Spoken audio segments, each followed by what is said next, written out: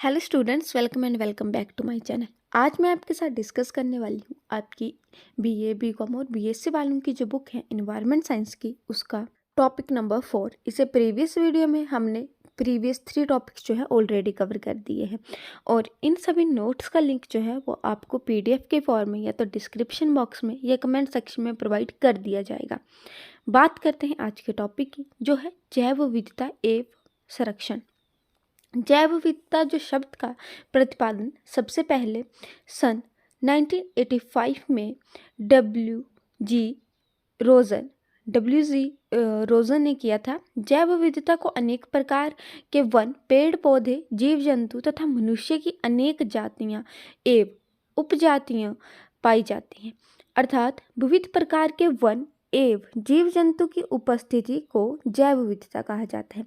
जैव विविधता के कारण मानव को अनेक प्रकार की आवश्यकता की वस्तुएं प्राप्त होती हैं, जिससे उनका अस्तित्व पृथ्वी पर बना हुआ है। अतः जैव विविधता मानव जीवन के लिए काफ़ी ज़्यादा महत्वपूर्ण है। जैव विविधता पृथ्वी पर जीवन की समृद्धि और विविधता का वर्णन करती है। यह हमारे ग्रह की सबसे जटिल और महत्वपूर्ण विशेषता है। जैव विविधता के बिना मानव जीवन कायम नहीं रह सकता। पृथ्वी पर के विभिन्न आवासों की तरह तरह के पादप व जंतु जातियां की उपस्थिति को जैव विविधता कहते हैं। तो ये था जैव विविधता का अर्थ। अब हम बात करेंगे नेक्स्ट पेज पर इसके महत्व के बारे में। तो जैव विविधता भोजन, कपड़ा, लकड़ी, ईंधन तथा चारा की आवश्यकताओं की पूर्ति करती है। हमारी दैनिक जीवन की आवश्यकताओं को पूर्ण करती है। जैव विविधता कृषि पैदावार बढ़ाने के साथ साथ रोगारोधी तथा कीट रोधी फसलों की किस्मों के विकास में सहायक होती है। वनस्पतिक जैव विविधता औषधीय आवश्यकताओं की पूर्ति भी करती है। जैव विविधता पर्यावरण प्रदूषण के निस्तारण पर्यावरण प्रदूषण को खत्म करने में काफ़ी ज़्यादा सहायक होती है। जैव विविधता मृदा निर्माण के साथ साथ उसके संरक्षण में भी सहायक होती है। जैव विविधता पोषक चक्र को गतिमान रखने में सहायक होती है।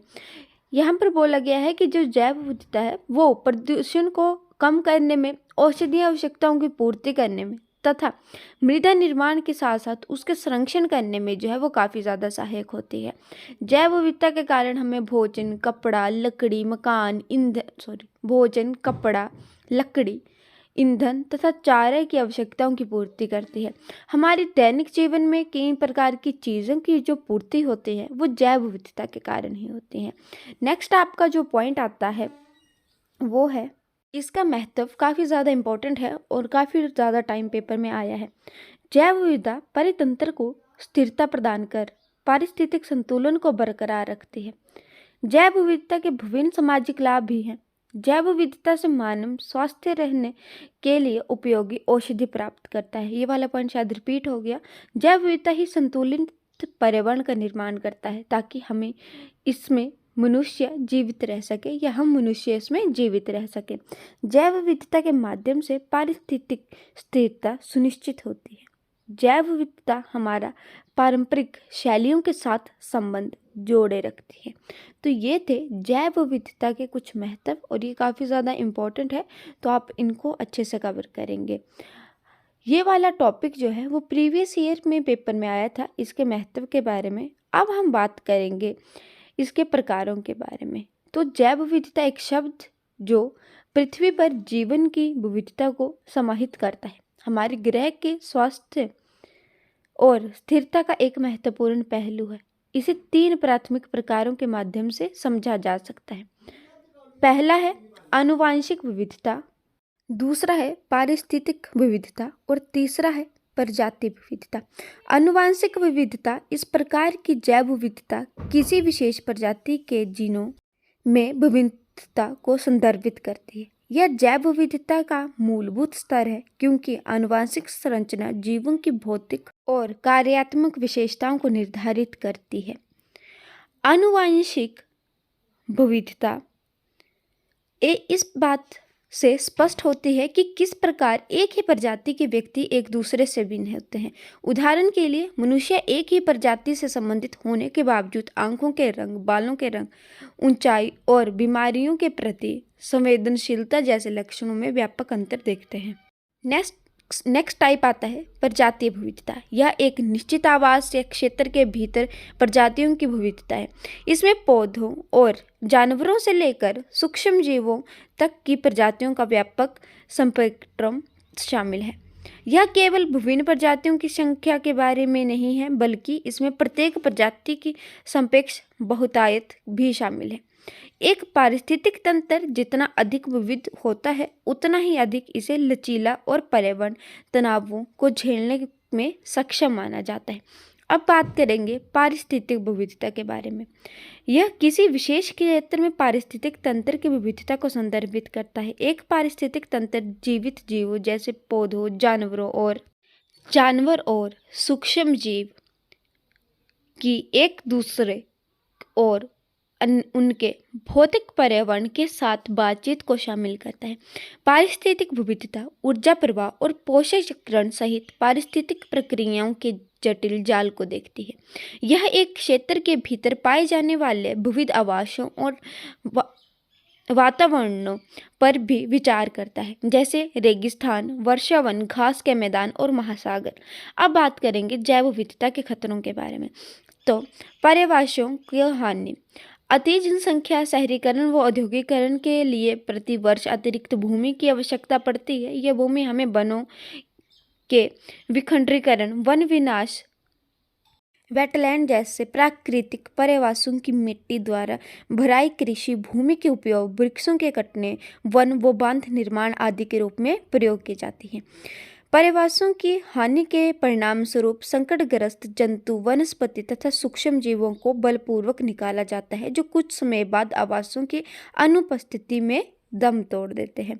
नेक्स्ट पॉइंट आता है विक्षुब्धता एवं गिरावट। यह दो प्रकार की होती है। प्रकृति एक मानव संरचित प्रकृति विक्षुब्धता एवं गिरावट जंगलों में आग, कीट पतंगों के आक्रमण, कीट पतंगों द्वारा नुकसान तथा टीडी आदि के आक्रमण के कारण होती है। मानव संरचित विक्षुब्धता एवं गिरावट अधिक नुकसानदायी है। इसमें वृक्षों की कटाई शामिल है। वन क्षेत्र को साफ करने के लिए आग लगाना, व्यक्ति के द्वारा लकड़ी का एकत्रण तथा आर्थिक रूप में महत्वपूर्ण उत्पादों का अतिदोहन मुख्य है। नेक्स्ट आता है प्रदूषण। वायु प्रदूषण, जल प्रदूषण और मिट्टी के प्रदूषण सहित प्रदूषण का जैव विविधता पर हानिकारक प्रभाव पड़ता है। रासायनिक प्रदूषक पारिस्थितिक तंत्र में जमा हो सकते हैं, जो जीवों के स्वास्थ्य और प्रजनन क्षमता को प्रभावित करता है। नेक्स्ट पॉइंट है जलवायु परिवर्तन। जलवायु परिवर्तन जैव विविधता के नुकसान का एक महत्वपूर्ण चालक है। बढ़ता तापमान, वर्षा के बदले पैटर्न और चरम मौसम की घटनाएं सीधे प्रजातियों और उनके आवासों को प्रभावित कर सकती हैं। कई प्रजातियों को तेजी से बदलावों को अपनाने में चुनौतियों का सामना करना पड़ रहा है, जिससे जनसंख्या में गिरावट देखने को मिलती है। अतिदोहन मीन्स काफ़ी ज़्यादा किसी चीज़ का अतिदोहन, बार बार प्रयोग करना, अपने उपयोग के लिए उसको नष्ट कर देना। किसी भी जीव जंतु या वनस्पति का अतिदोहन करने से उसकी जनसंख्या के आकार में इतनी कमी आ जाती है कि यह दुर्लभ जाति अथवा विलुप्तता के कगार पर पहुंच जाती है। उदाहरण जैसे किसी एक ही प्रकार के जीवों का शिकार, औषधीय पौधों का एकत्रण आदि। नेक्स्ट आता है अति कृषिकरण। कृषि भूमि में विस्तार आज जलमग्न भूमि, वनों को की भूमि व पर्यावरणों के विनाश की कीमत पर हो रहा है।